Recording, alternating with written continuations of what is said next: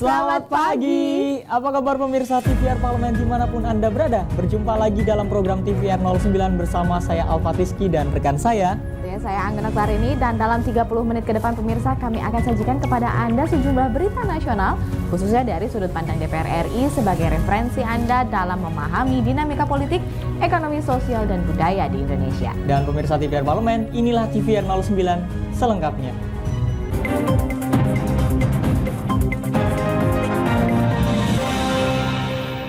Mengawali informasi pada pagi hari ini, pemirsa, DPR RI angkat bicara soal temuan BPK dalam pelaksanaan program Kartu Prakerja. BPK mencatat ada 119.000 peserta tidak sesuai kriteria yang menikmati program tersebut dengan total sebesar 289,5 miliar rupiah. Pimpinan DPR RI Sufmi Dasko Ahmad akan meminta komisi terkait untuk menindaklanjuti dan mengkaji secara mendalam perihal temuan BPK tersebut. Wakil Ketua DPR RI Sufmi Dasko Ahmad yang ditemui di Gedung Nusantara 3 Senayan, Jakarta baru-baru ini mengatakan sesuai dengan mekanisme, hasil ikhtisar laporan BPK RI akan dikaji dan ditindaklanjuti oleh komisi teknis terkait.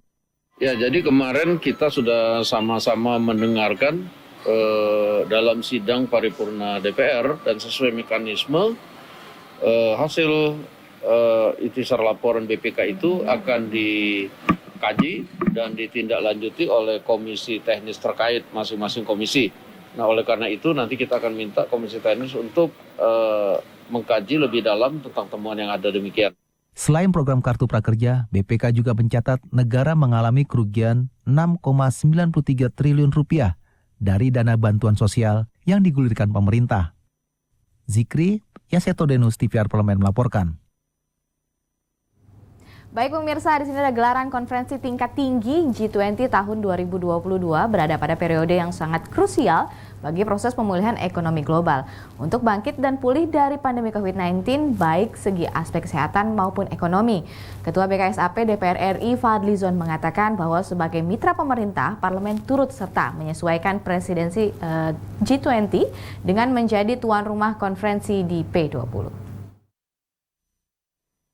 Dalam sambutannya di rapat koordinasi Badan Kerjasama Antar Parlemen DPR RI di Bogor, Jawa Barat, Ketua BKSAP DPR RI Fadlizon mengatakan, Parlemen turut serta menyukseskan presidensi G20 dengan menjadi tuan rumah konferensi P20. Kegiatan P20, mudah-mudahan tidak ada kendala, itu Parlemen for G20 pada bulan Oktober ya. Dalam kesempatan yang sama, Wakil Ketua BKSAP DPR RI Putu Supatmarudana mengatakan, berbekal pengalaman menjadi tuan rumah sidang parlemen sedunia atau IPU ke-144, berbagai isu penting terkait pemulihan pandemi masih akan menjadi topik utama dalam konferensi P20. Mengenai climate change. Nah, ini yang menjadi hal penting juga pembahasannya. Indonesia betul-betul berkomitmen. Bagaimana dengan climate change fund? Ini yang juga kita akan bicarakan. Tentu harapannya kontribusi negara-negara maju kepada badan negara-negara berkembang, apalagi Indonesia yang betul-betul mengawal, menjaga lingkungan, tentu kontribusinya harus maksimal. Nah, inline dengan hal tersebutlah kita di BKSAP terus melakukan diplomasi ke seluruh dunia. BKSAP berharap konferensi tingkat tinggi G20 dan P20 mampu menghasilkan solusi atas berbagai permasalahan yang sedang dihadapi dunia. Dari Bogor, Jawa Barat, Dwi Ayu, TVR Parlemen melaporkan. Komisi 6 DPR RI soroti kebijakan pemerintah hentikan program subsidi minyak goreng curah. Dan selengkapnya informasinya setelah jeda berikut ini, dan tetaplah bersama di TVR 09.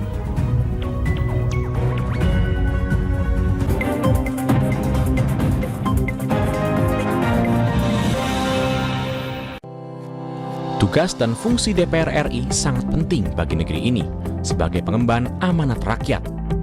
Namun tidak banyak yang tahu apa saja fungsi dan tugas dari DPR. DPR mempunyai 3 fungsi pokok, yaitu legislasi, anggaran, dan pengawasan. Ketiga fungsi tersebut harus dilaksanakan dalam kerangka fungsi representasi yang mengedepankan kepentingan rakyat berdasarkan aspirasi masyarakat dan untuk kesejahteraan rakyat.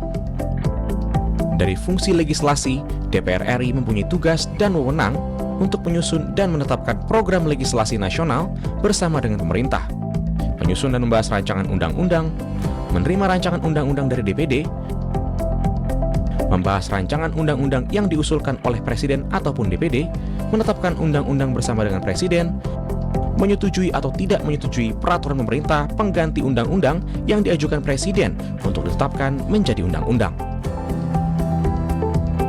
Sementara, fungsi anggaran membahas dan memberikan persetujuan atau tidak memberikan persetujuan terhadap rancangan undang-undang tentang APBN yang diajukan Presiden, memperhatikan pertimbangan DPD atas rancangan undang-undang tentang APBN dan rancangan undang-undang terkait pajak, pendidikan, dan agama, menindaklanjuti hasil pemeriksaan atas pengelolaan dan tanggung jawab keuangan negara yang disampaikan oleh BPK, memberikan persetujuan terhadap pemindah-tanganan aset negara maupun terhadap perjanjian yang berdampak luas bagi kehidupan rakyat yang terkait dengan beban keuangan negara.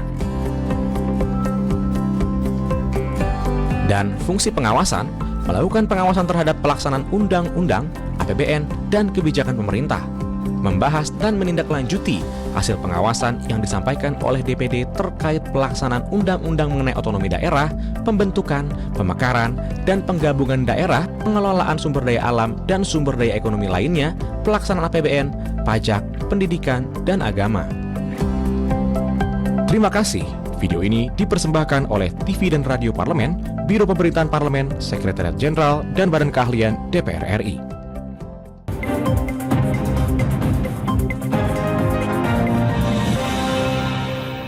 Terima kasih pemirsa, masih di TVR 09. Pemirsa, setelah pencabutan larangan ekspor CPO, pemerintah juga menghentikan program subsidi minyak goreng curah mulai 31 Mei 2022. Komisi 6 DPR RI menilai hal tersebut akan menimbulkan dilema terhadap kesejahteraan masyarakat karena dikhawatirkan masalah mafia minyak goreng terulang kembali. Anggota Komisi 6 DPR RI, Rudi Hartono Bangun, mengatakan kebijakan tersebut menimbulkan dilema di masyarakat. Di satu sisi harga CPO akan terus naik, namun harga minyak goreng juga bisa naik mengikuti harga pasar. Untuk itu, menurut Rudi, pemerintah perlu memperhatikan dan mengkaji efektivitas dari kebijakan tersebut. Meski begitu, Rudi menekankan sebaiknya subsidi minyak goreng curah dipertahankan. Tapi gambarnya pasti sama ini nanti seperti yang terjadi belakangan. Karena begini ya, gas itu kan ikuti harga pasar. Yang melon. Disubsidi juga itu sama pemerintah untuk masak. Biodiesel, premium, ngikutin harga minyak dunia. Kita make disubsidi juga sama Pertamina. Nah sekarang tinggal minyak goreng. Harganya naik. Para ibu-ibu akhirnya bagaimana? Apakah dilepas harga pasar atau minta subsidi? Kan jadinya seperti itu semua rata-rata ini kan. Nah kita lihat tunggu pemerintah bagaimana. Lebih lanjut, Rudi menegaskan ada puluhan juta masyarakat yang berada di bawah kondisi prasejahtera, sehingga masyarakat masih membutuhkan subsidi minyak goreng, baik dalam bentuk bantuan langsung tunai atau BLT maupun berbentuk bantuan lainnya. Feby dan Bondan, TVR Parlemen melaporkan. Komisi 4 DPR RI mempertanyakan kinerja terkait dengan Perum Perhutani dalam mengelola hutan di Pulau Jawa yang menjadi ranahnya. Banyak sekali pihak menyayangkan hutan-hutan yang dikelola oleh Perhutani menjadi hutan yang tidak produktif, bahkan terlantar dengan minimnya penanganan. Ditemui usai menerima audiensi Forum Penyelamat Hutan Jawa di Gedung Nusantara DPR RI Senayan, Jakarta, Wakil Ketua Komisi 4 DPR RI, Dedi Mulyadi, menyatakan keprihatinannya akan kondisi hutan dan lingkungan di Indonesia. Menurut Dedi, ada banyak pihak yang ingin menguasai hutan untuk kemudian dialihfungsikan menjadi properti, perkebunan, dan lain sebagainya. Sebuah kebijakan itu harus mempertimbangkan akses yang akan timbul.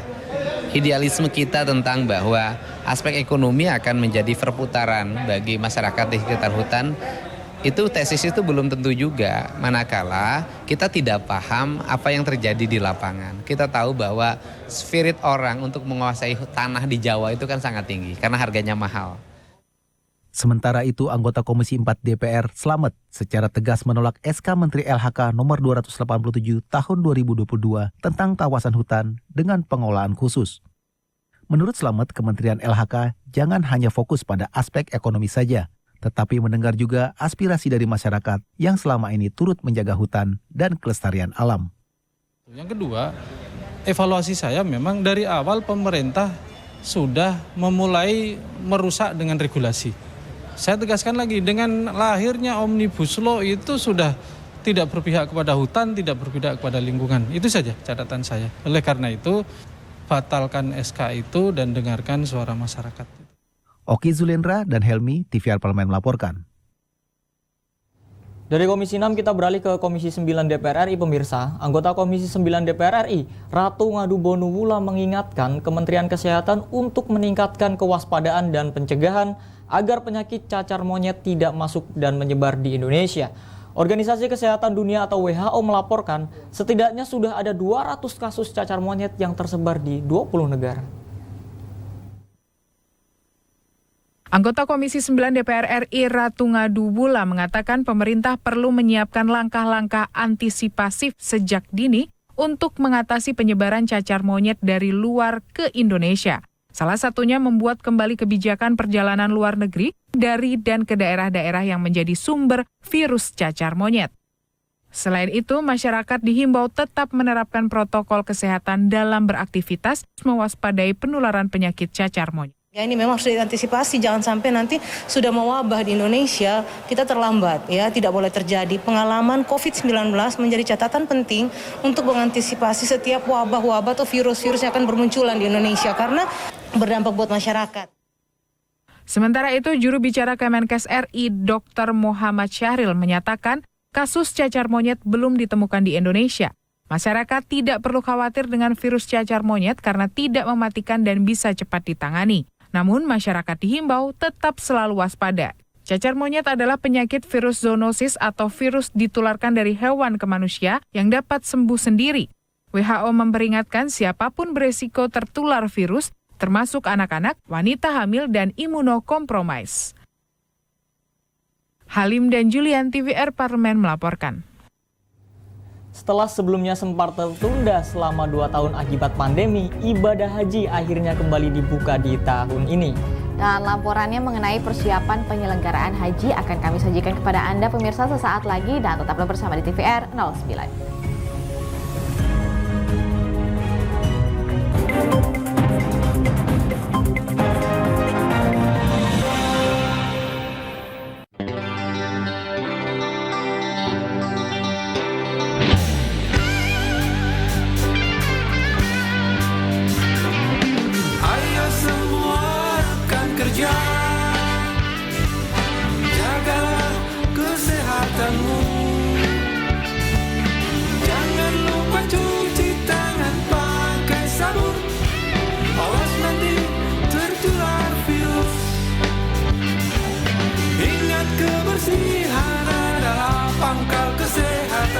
Kebersihan juga sebagian dari iman. Cuci tanganmu, jaga jarakmu, dan jangan lupa pakai maskermu agar terhindar dari virus. Jagalah diri kita, teman dan keluarga kita, bersama kita pasti bisa. Bersama kita pasti bisa. Bersama kita pasti bisa.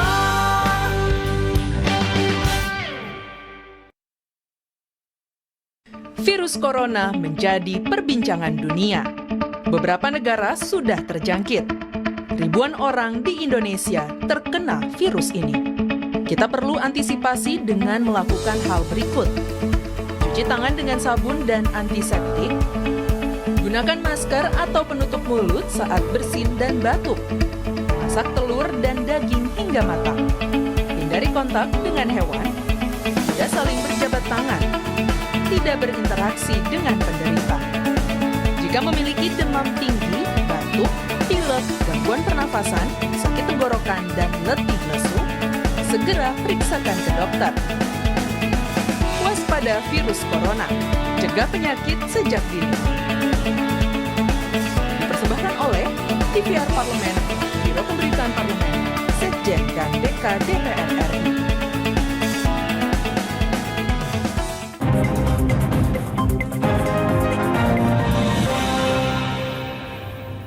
Kembali bersama kami pemirsa di TVR 09.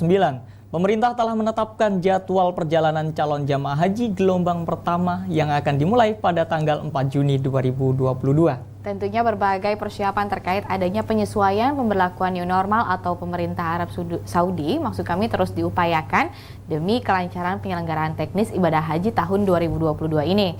Dan pemirsa, berikut liputan yang akan disajikan secara mendalam telah dirangkum oleh tim redaksi TVR Parlemen berikut ini.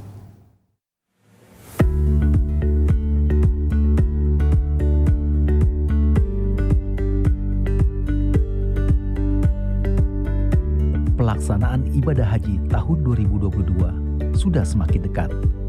Berbagai persiapan terkait adanya penyesuaian pemberlakuan new normal oleh pemerintah Arab Saudi terus diupayakan demi kelancaran penyelenggaraan teknis ibadah haji tahun 2022. Menanggapi hal tersebut, Wakil Ketua Komisi 8 DPR RI Aceh Hasan Sadzili mendorong dan mendesak Kementerian Agama untuk segera menyelesaikan berbagai persiapan teknis penyelenggaraan ibadah haji tahun ini. Menurutnya, dibutuhkan persiapan ekstra akibat dari penundaan kegiatan ibadah haji selama 2 tahun terakhir, khususnya persiapan dari sisi tenaga medis dan petugas penanganan jamaah haji. Komisi 8 juga sudah meninjau langsung ke Arab Saudi untuk memastikan persiapan tersebut. Dengan upaya ini, ia berharap nantinya pelaksanaan ibadah haji dapat berjalan baik dan lancar. Berbagai persiapan harus dilakukan, salah satunya adalah kembali diingatkan tentang manasik hajinya, pembinaan terhadap manasik haji. Yang kedua, persiapan terkait dengan pembinaan di dalam negeri, seperti misalnya kesiapan dari asrama haji di setiap embarkasi yang telah disediakan oleh pemerintah. Dan tentu yang paling penting juga persiapan pelayanan di luar negeri, dari mulai pemondokan, akomodasi, catering, hingga persiapan teknis yang lainnya di Ar-Muzna atau Arafah, Mina, dan Muzdalifah yang harus disiapkan dari mulai sekarang. Dan kami sendiri, Komisi 8 telah melakukan pengecekan ke Arab Saudi, terutama dalam konteks persiapan layanan kesehatan. Ya. Pemerintah telah menetapkan jadwal perjalanan calon haji gelombang pertama yang akan dimulai pada tanggal 4 Juni 2022. Anggota Komisi 8 DPR RI Endang Maria Astuti meminta pemerintah harus memenuhi aspek penyelenggaraan ibadah haji yang terdiri dari pembinaan, pelayanan, dan perlindungan jamaah.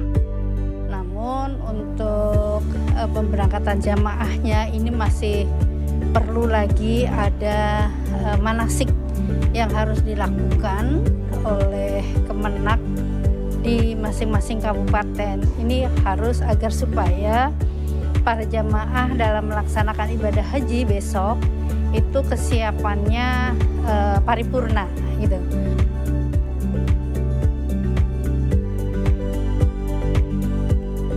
Belum lama ini, Komisi 8 DPR RI menyelenggarakan rapat kerja bersama dengan Menteri Agama sekaligus RDP dengan Kepala Badan Pengelola Keuangan Haji untuk membahas progres persiapan penyelenggaraan ibadah haji tahun 2022. Penyelenggaraan ibadah haji tahun 2022 sangat berbeda dengan tahun sebelumnya. Jumlah jamaah haji tahun ini lebih sedikit dibandingkan dengan beberapa tahun lalu, yaitu sebanyak 100.051 jamaah. Ketua Komisi 8 DPR RI Yandri Susanto menyatakan persiapan penyelenggaraan ibadah haji tahun ini merupakan hal yang krusial untuk menentukan penyelenggaraan haji di tahun-tahun berikutnya. Tugas penyelenggara ibadah haji tahun ini cukup berat dan sangat menentukan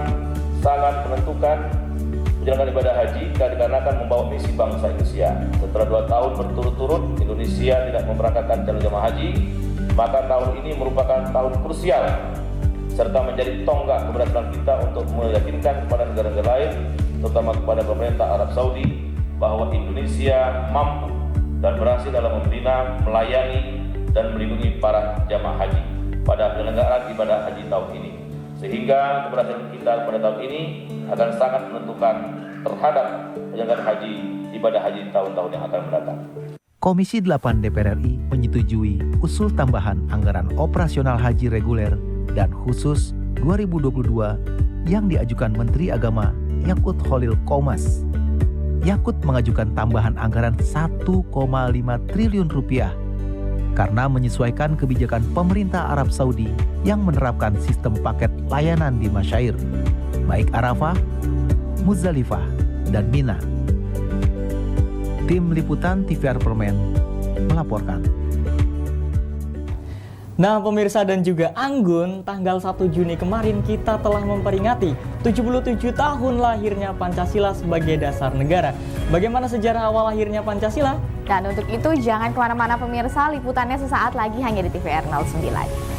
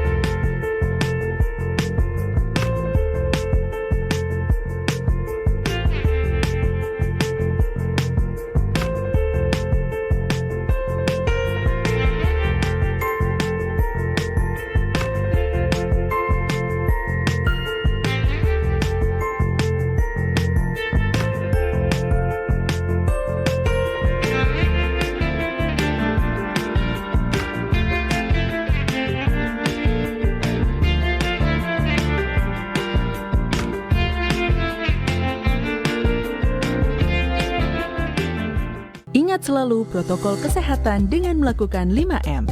Memakai masker, mencuci tangan pakai sabun, menjaga jarak, menjauhi kerumunan, membatasi mobilisasi dan interaksi.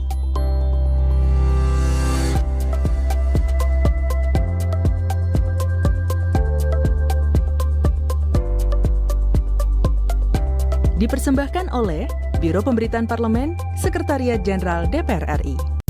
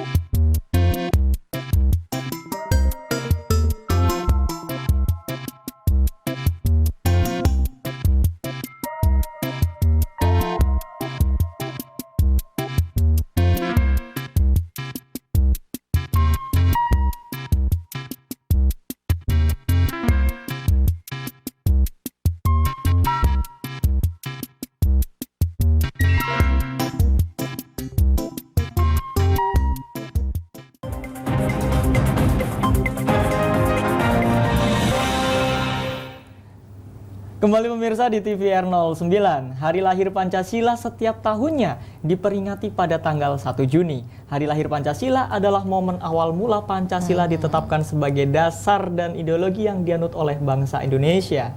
Pancasila pun disepakati rakyat Indonesia sebagai ideologi yang menjadi pemersatu bangsa. Apalagi di sini di dalamnya terdapat nilai-nilai keberagaman dan persatuan sebagai fondasi berbangsa dan bernegara. Dan pemirsa, berikut ini liputan khusus TVR Parlemen mengenai sejarah lahirnya Pancasila. Bahwa Pancasila itu adalah benar-benar satu dasar yang dinamis. Satu dasar yang benar-benar dapat menghimpun segenap tenaga rakyat Indonesia. Hari lahir Pancasila jatuh pada tanggal 1 Juni yang ditandai oleh pidato Presiden pertama Indonesia dalam sidang Dokuritsu Junbicho Sakai atau Badan Penyelidik Usaha Persiapan Kemerdekaan pada tahun 1945. Pidato Soekarno pertama kali mengemukakan konsep awal Pancasila yang kini menjadi dasar negara Indonesia. Soekarno menyampaikan ide serta gagasannya terkait dasar negara Indonesia yang dinamai Pancasila.